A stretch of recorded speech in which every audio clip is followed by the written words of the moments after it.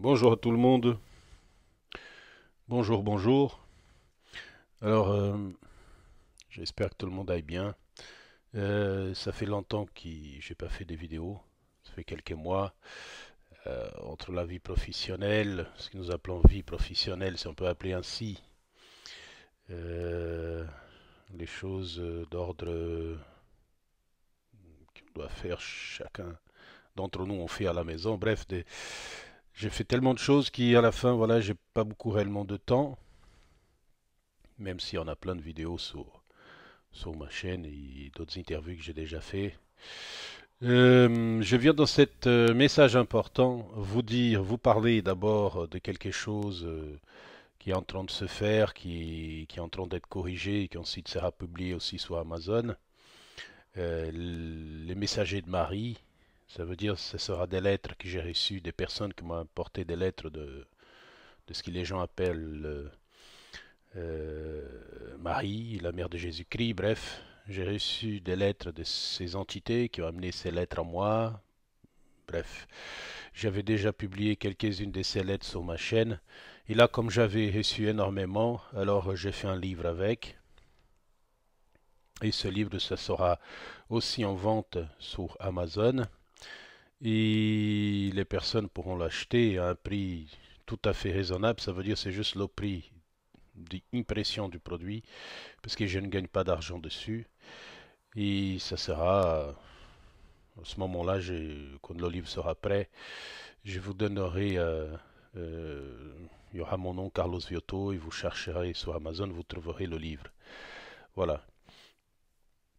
Euh, Vous dire aussi qu'il y a deux personnes qui m'aident dans cette correction, que c'est Philippe et Claire.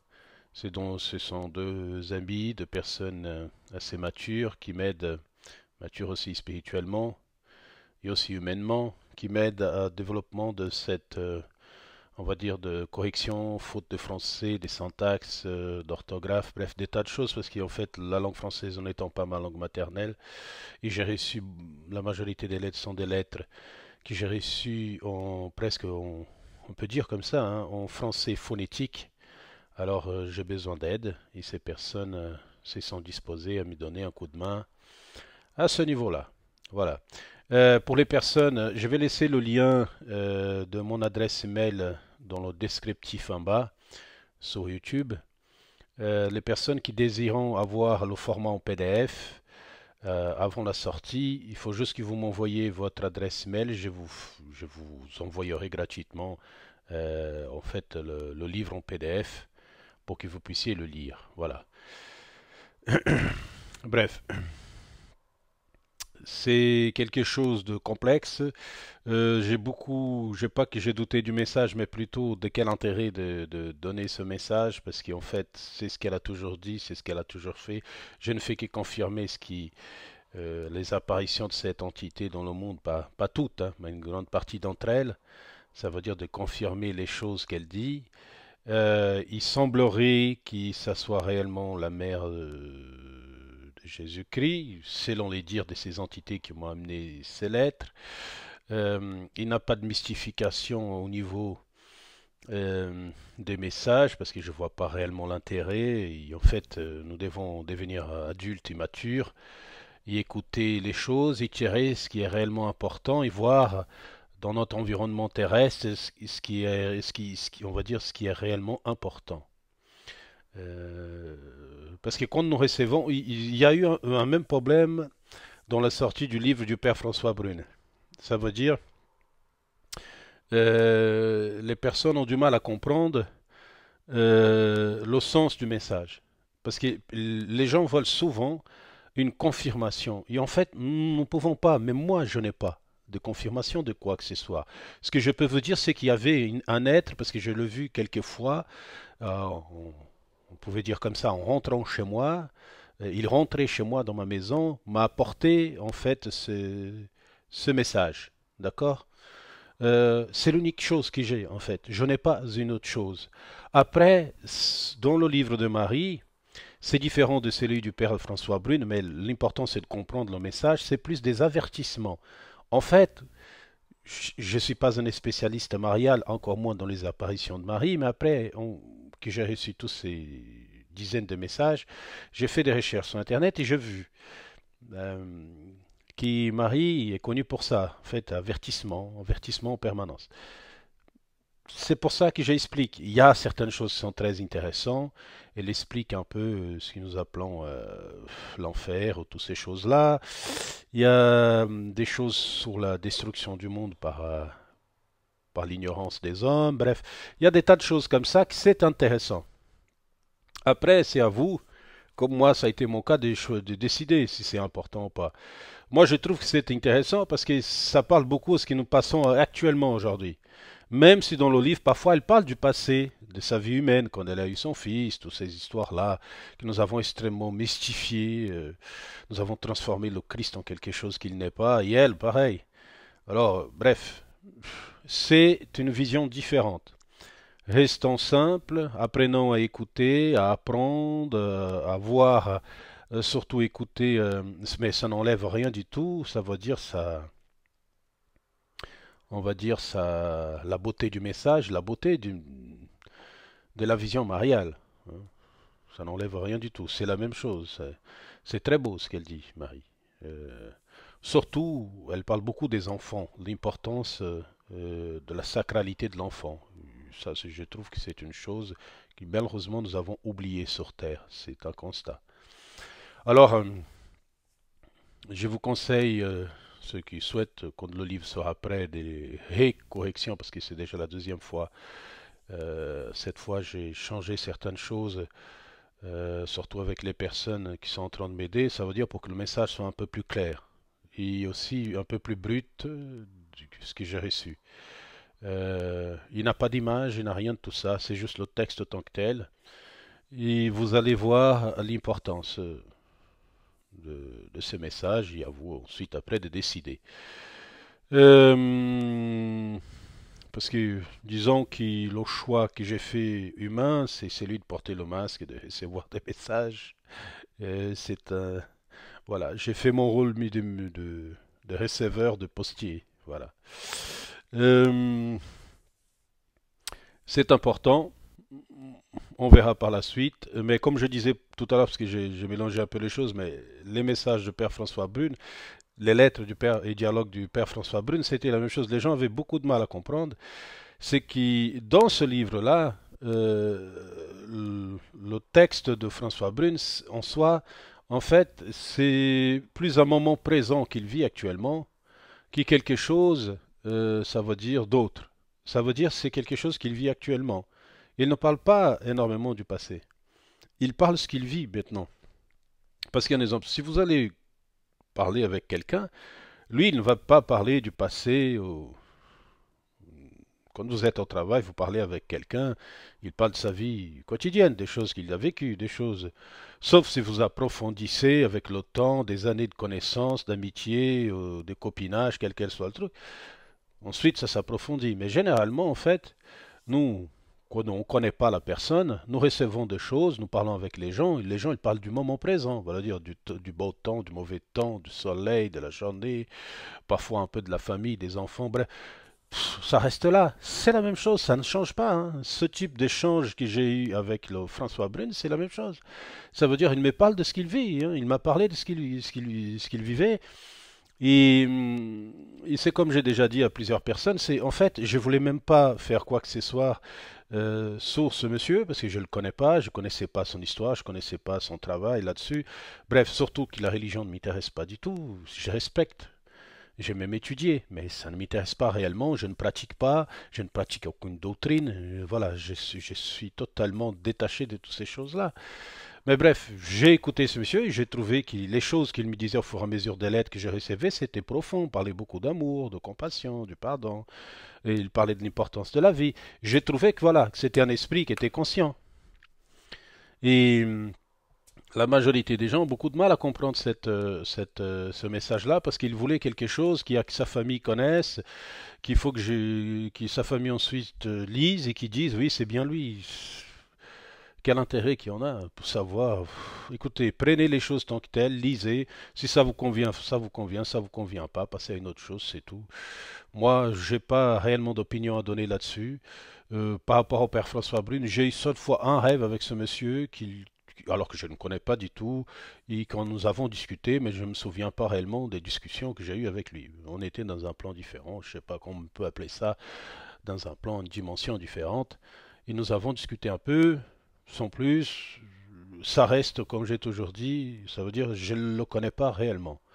Euh, et il, on va dire dans quelques mois, je vais ressortir le livre du père François Brune, mais cette fois je vais rajouter des petites choses que j'avais enlevées, qui n'avaient personnellement à l'époque n'avaient pas d'intérêt, maintenant je vais le remettre.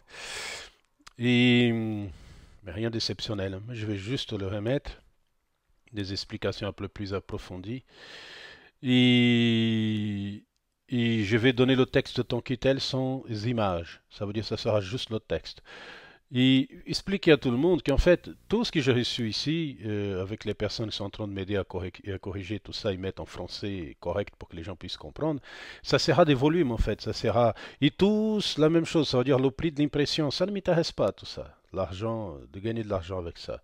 Ça sera le prix de l'impression. Vous payez Amazon, vous ne payez pas moi. Moi, je ne gagne rien là-dessus. Toutes ces choses-là, en fait, dans cet ordre-là, ça sera des volumes, volume 1, volume 2, parce il y aura là, qui va suivre, c'est les messagers de Marie, toujours dans les spiritualités majeures, euh, qui ça sera cette lignée-là de volume et spiritualité majeure, les messages de Marie. Ensuite, après, quelque chose que j'ai reçu depuis des années, la fraternité de la lumière éternelle, que ce sont des esprits qui travaillent en fraternité pour aider l'humanité, pour s'aider l'autre côté. Bref, ce sont des esprits, personnellement, que je pense, qui sont plus conscients d'eux-mêmes que moi-même et que tout le monde sur Terre. Qui font ça, c'est leur... en fait, c'est l'amour. Ils travaillent dans ce sens-là. Alors, il y aura la fraternité, et après, il y aura des choses que j'ai reçues il y a des années en arrière, où m'expliquer l'histoire de la cité astrale de la lumière éternelle aussi, qui est en dessus de la France, une cité astrale. Après, il y a une histoire d'un homme qui travaille dans cette cité astrale, qui ce sera dans cette même chose. Ça veut dire, je vais faire comme je l'ai reçu. Ça veut dire, il n'aura pas de... L'important, en fait, ce n'est pas de vous faire croire à la cité astrale, plan spirituel, divin, quel qu'elle soit. C'est vous faire réfléchir, en fait. Comme ça a été pour mon cas. J'ai réfléchi à toutes ces choses que j'ai reçues. Et c'est comme je dis, je peux vous confirmer, affirmer même, qu'il existe quelque chose. Mais cette quelque chose est déjà manifesté ici. Et en fait, c'est un prolongement d'avant, maintenant et après. En fait, c'est la même chose. Il n'a pas de changement. Ce qui change, ce sont les enveloppes que nous portons. Il y a quelque chose de beaucoup plus profond que ça là-dedans. De toute façon, je travaille toujours pour m'améliorer à ce niveau-là. Mais ensuite, après, il y aura aussi les spiritualités majeures où je parlerai des choses encore. Je crois qu'il y a un livre sur une entité qui, qui est désincarnée et qui a vécu dans d'autres planètes, dans d'autres systèmes. J'ai reçu plein de messages, plein de textes et plein de questions-réponses. Je vais le donner autant que tel. Et par la suite, peut-être des lettres post-mortem parce que j'ai eu beaucoup de contacts avec des défunts et je vais poster ça aussi, je vais montrer ça aussi. Et après, je finirai par une série peut-être de le soi, ça veut dire des conversations que j'ai avec moi-même, l'esprit qui parle, le cœur qui parle et qui est extrêmement intéressant, qui a une vision en fait totalement différente de ce charabia, on va dire moineau, moineau au mêleux, cette chose un peu immature que nous entendons souvent dans les spiritualités. Ça veut dire de faire comprendre, en tout cas c'est le ressenti spirituel qui vient et qui parle, qu'il y a quelque chose que nous devons apprendre dans cette conversation que j'ai avec moi-même, c'est l'importance de la maturité, non seulement humaine, mais aussi de la maturité spirituelle. C'est extrêmement important. Ça veut dire ces deux choses doivent être cohabiter ensemble. Et ce sont ces deux choses qui, en fait, nous apportent une pleine connaissance, on va dire, de le monde que nous vivons, et ensuite nous préparent pour la continuité des événements. Et dans ces lettres, qui ce sera des conversations avec le soi, toujours dans la lignée des spiritualités majeures, dans les volumes qui vont sortir, que ce sera quelque chose qui durera un certain temps, hein, quelques années, je pense même. Ça nous aidera, les personnes qui vont ensuite chercher des réponses, à intellectualiser un peu plus, encore plus approfondi, même si l'intellect, malheureusement, nous sommes obligés de passer par là sur Terre, euh, va donner une vision un peu plus approfondie de la situation, dans l'état que nous sommes, et quels sont les objectifs en fait qu'il lui ressent à l'intérieur, moi, ce que je ressens à l'intérieur de moi-même, mon esprit, quel est l'objectif réel de notre existence. Voilà, pour pouvoir évoluer et devenir conscient de soi-même, en passant par des choses comme la réincarnation, l'incarnation, la vie post-mortem physique, en fait, les liaisons universelles qui existent entre les vies ici et vie ailleurs, la multidimensionnalité de la conscience ou de l'esprit, bref, la connexion entre nous et, on va dire, l'au-delà spirituel et de l'au-delà juste pure lumière. Bref, il y en a des tas de choses là-dessus que je vais écrire et je pense que ça aidera beaucoup de personnes à s'éveiller à soi-même parce que l'objectif dans tout ce que je fais, en fait, ce n'est pas de devenir un maître de sagesse, ni un être consciemment de lui-même ou quoi que ce soit. En fait, l'objectif que j'ai fait ces choses-là, c'est juste pour qu'on puisse sur Terre trouver la paix et qu'on puisse profiter du moment présent ici sur Terre. Parce que le reste, en fait, ce ne sont que des divagations et des visions qui sont extrêmement humaines. Alors, essayons de profiter juste d'être là sur Terre. C'est déjà quelque chose pas mal et que nous avons beaucoup de mal à faire. Et dans cette vidéo aussi, j'espère que beaucoup de gens pourront regarder cette vidéo.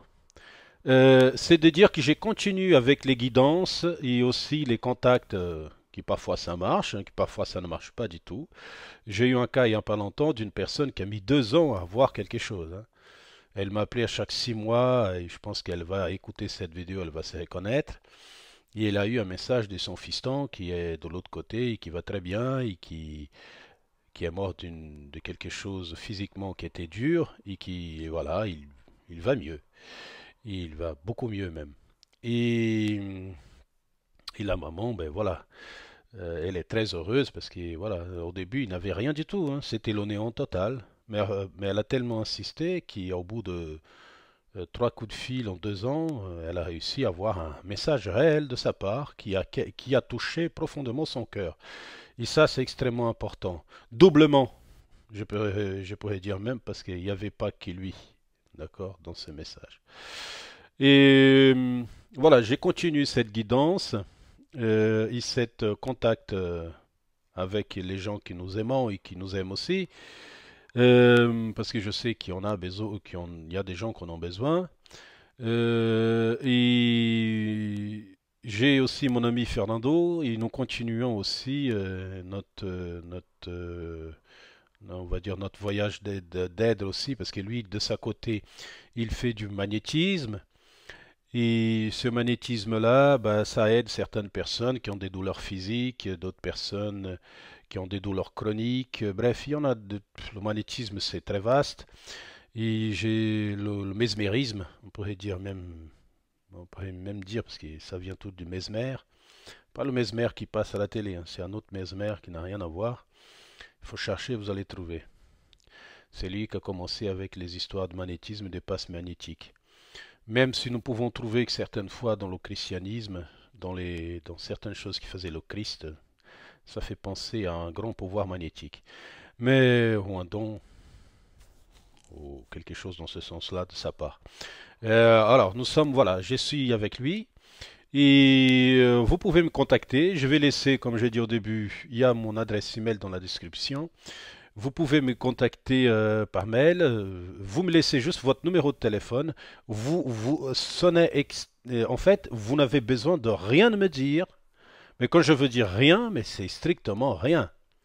Vous voyez, parce que s'il y a quelque chose, il y a quelque chose.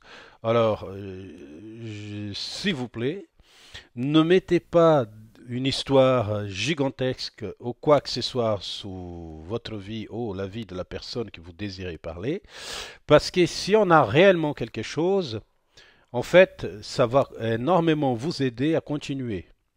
S'il n'a rien, ben il n'a rien. Ça n'empêche que dans quelques temps, on pourra faire quelque chose d'autre. Mais pour l'instant, ce n'est pas le cas. Comme je vous ai dit tout à l'heure. Certaines personnes en ont, d'autres n'ont pas du tout. Hein. Alors, si vous voulez réellement me contacter, il y a mon adresse email. Envoyez juste moi votre numéro de téléphone, parce que ça m'éviterait de vous envoyer un mail en vous demandant votre numéro de téléphone. Je vous contacterai si j'ai le temps.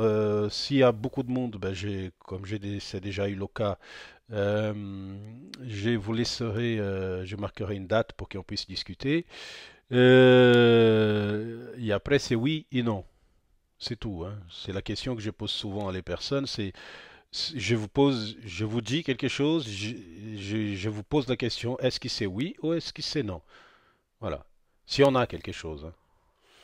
Alors, voilà, je suis là, hein. Il y a des personnes aussi qui m'ont contacté en me disant que c'était pour un ami, qu'il a mis des... Écoutez, c'est comme j'ai déjà dit, c'est la personne elle-même qui doit faire la démarche. Vous ne pouvez pas faire la démarche pour quelqu'un d'autre. Cette personne doit faire la démarche elle-même.